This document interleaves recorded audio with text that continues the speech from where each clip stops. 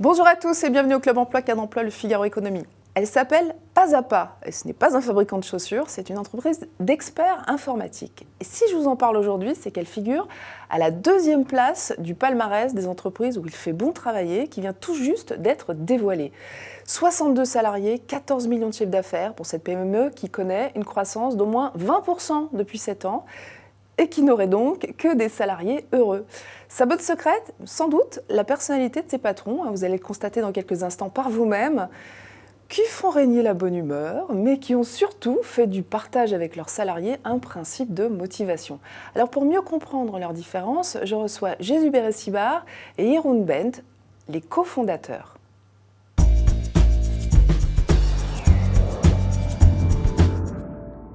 Jesús Beresibart et Jeroen Bent, soyez les bienvenus.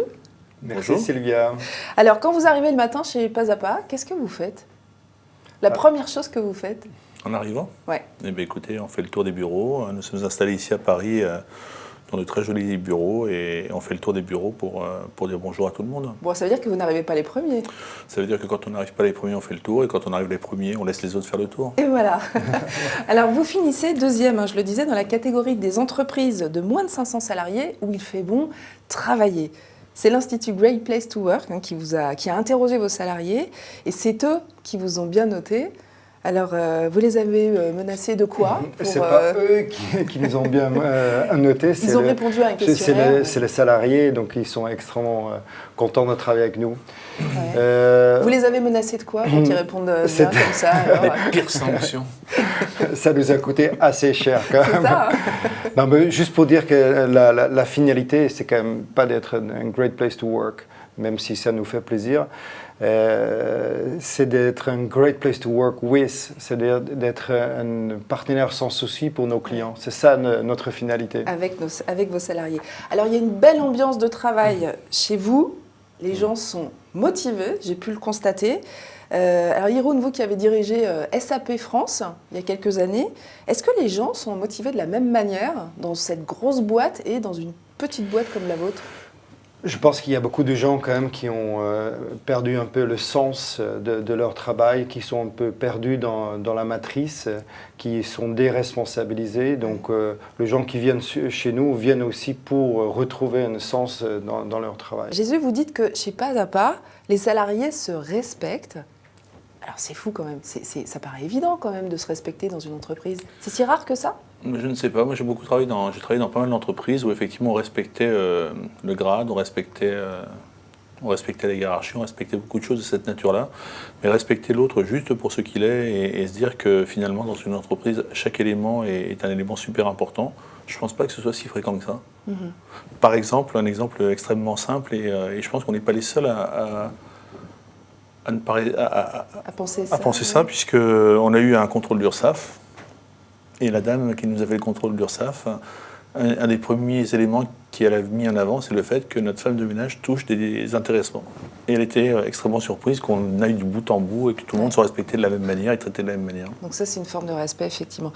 Tous les deux, vous parlez de partage avec vos salariés. Ça, c'est un vocabulaire de philanthrope, on va dire. C'est pas tellement un vocabulaire de patron. Pourtant, vous êtes des hommes d'affaires. Donc, on peut dire que vous êtes des patrons de gauche. On se plaît à le dire, en tout cas, oui. Ouais. C'est quoi être un patron de gauche ? C'est d'être plus libre que libéral. C'est joli, ça. Alors, partager notamment, ce que vous me disiez, c'est que vous aimez partager des connaissances avec vos salariés et faire en sorte que les salariés partagent entre eux. C'est quoi, ça, ce partage des connaissances ? Alors, qu'est-ce que ça rapporte ? Alors, même si on n'est pas libéral. Hein. Tu veux parler ? Jeroen, je t'en prie. Non, vas-y. Pour nous, le partage des connaissances est essentiel. On travaille sur un et un seul produit qui s'appelle SAP, qui est une grosse solution logicielle, celle qu'on trouve dans le plus d'entreprises de par le monde. Et c'est un produit, certains diraient qu'il est complexe, d'autres diraient qu'il est riche, mais de fait, il faut un certain temps pour maîtriser tous les contours. Et le fait de pouvoir partager, quand on a une connaissance à un bout et qu'on a eu le temps de creuser cette partie du logiciel, si on la partage avec celui qui a creusé l'autre bout, on devient extrêmement rapidement compétent sur plusieurs modules. Et c'est une façon de faire qui est assez peu fréquente dans le monde des SAP, où chacun, quand il connaît quelque chose, il ne le partage pas puisque ça fait baisser sa propre valeur marchande. Ouais. Et Tout seul, chez Pasapa, mais comme ailleurs, tout seul, on n'est rien. Ouais. Mais ça, ensemble, on peut apporter une solution. Donc, c'est ce côté de partage et de travailler ensemble, c'est complètement naturel pour nous et on le favorise. Alors, le partage, c'est aussi le partage des bénéfices chez vous, c'est très concret. Hein. J'étais sûr que vous allez parler de ça. J'aime beaucoup parler d'argent. Chaque année, 23% de la marge opérationnelle est reversée aux salariés. C'est bien ça, hein? Oui. Ça représente combien par salarié, si on peut se faire une idée? Ça représente à peu près 1 mois et demi à 2 mois de salaire. Donc en fait, on peut être payé sur 13 mois et demi. Oui, mais ça, on n'aime pas trop mois, hein, de dire ça. On peut augmenter de 20% son salaire.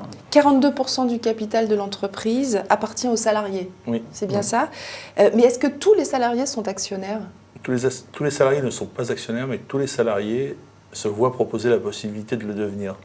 C'est-à-dire que la règle chez nous, il suffit d'avoir 18 mois d'ancienneté. Voilà. Et aussi simplement que ça, on rentre dans le club des éligibles et voilà, on se voit expliquer la mécanique et on peut faire partie du voyage. Chez Pasapa, vous dites, j'ai lu, la personnalité des consultants compte presque autant que les compétences.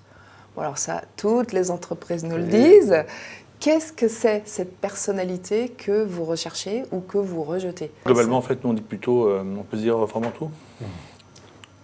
On cherche plutôt des gens qui soient des gens qui aient vraiment envie d'aider l'autre. C'est-à-dire que quelqu'un de super compétent, mais qui n'est pas juste dans cette dynamique de vouloir aider quelqu'un d'autre, ça ne nous intéresse pas. C'est-à-dire que dans le monde du conseil, et plus particulièrement dans le monde du conseil SAP, un consultant, et quand on va dans les fameux dîners en ville dont on parle de temps en temps, on tombe toujours sur quelqu'un qui, quand il dit qu'il est consultant, on a l'impression qu'il fait des opérations à cœur ouvert. Et pour nous, juste être consultant sur SAP, c'est pas grand-chose. On rend vraiment service, mais c'est pas grand-chose.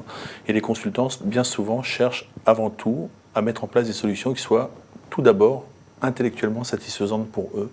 Et nous, on cherche, et ça, ils sont vraiment à l'opposé de ce que nous, on cherche. Nous, on cherche des gens qui soient vraiment dans une dynamique d'aider, pas son prochain, mais d'aider le client qui est en face d'eux. Ouais. On a des clients qui sont en production, il faut que les feuilles de paie sortent au bon moment, il faut que les bons de livraison sortent au bon moment, il faut que tout marche. On n'a pas d'autre choix que de faire avancer les choses. C'est quand même un domaine où on se plante, et il faut se dire la vérité, on se plante quand même assez souvent, parce que dans une interview, même si on en fait bien, etc., donc qu'est-ce qu'on a dit? C'est que d'abord, on veut, on n'a pas de grille. On veut embaucher des gens très différents. Ouais. On a des gens très jeunes, et on a des gens qui ont plus de 50 ans qu'on embauche parce que voilà, on pense qu'ils ont la compétence et de bonnes personnes. Mais on peut encore se planter. On se plante quand même un peu moins quand la personne est cooptée. Et aujourd'hui, le 2/3 des gens qu'on a embauchés, c'est des gens cooptés. Ah oui, par les salariés. Par les salariés. Ou les clients, des clients, de salariés de notre, comment on dit, écosystème. Et là le risque de se planter est quand même un petit peu moins élevé. Bon, il faut avoir de l'humour pour rentrer chez vous? Non, il faut aimer notre humour. Pas facile, c'est le côté le plus difficile. Alors, autre caractéristique de Pasapa, c'est que vous avez fait le choix de rester 100% français, ce qui est quand même rare dans ce secteur.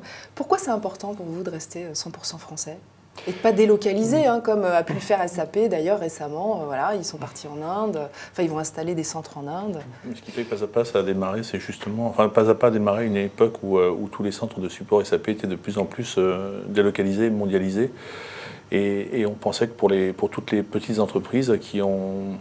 Un exemple super simple, qui ont du mal ne serait-ce qu'à manier l'anglais, ça devenait compliqué de travailler avec des consultants internationaux et totalement anonymes à l'autre bout de la planète. Ouais, donc culturellement, ça nous semblait important d'être ici. Il y a combien de femmes chez vous? Bon tiers. Bon tiers? Donc vous n'êtes pas à la parité, parce que vous n'y arrivez pas, les consultantes SAP sont rares ou... La vocation d'être ingénieur en France, déjà, c'est rare, et pour des femmes, c'est encore plus rare. Donc là aussi, on n'a pas un quota, on a des polytechniciens, on a des autodidactes, on a des femmes, on a des hommes. C'est pas, donc il y a plus d'un tiers de femmes. Je pense que ça va quand même s'équilibrer sur les années à venir. Le polytechnicien, il a 50 ans, non?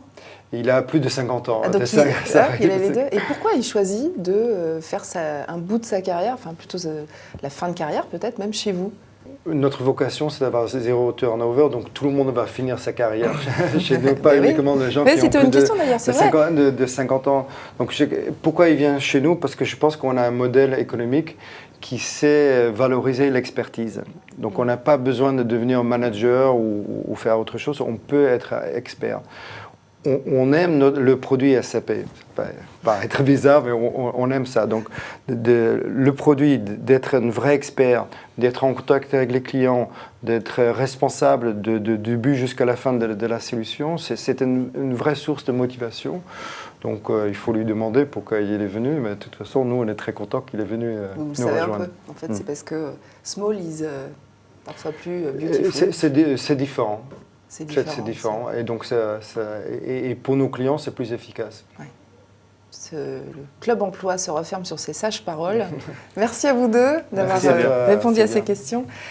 Vous pouvez retrouver cette interview sur nos pages réseaux sociaux, y réagir. À très bientôt.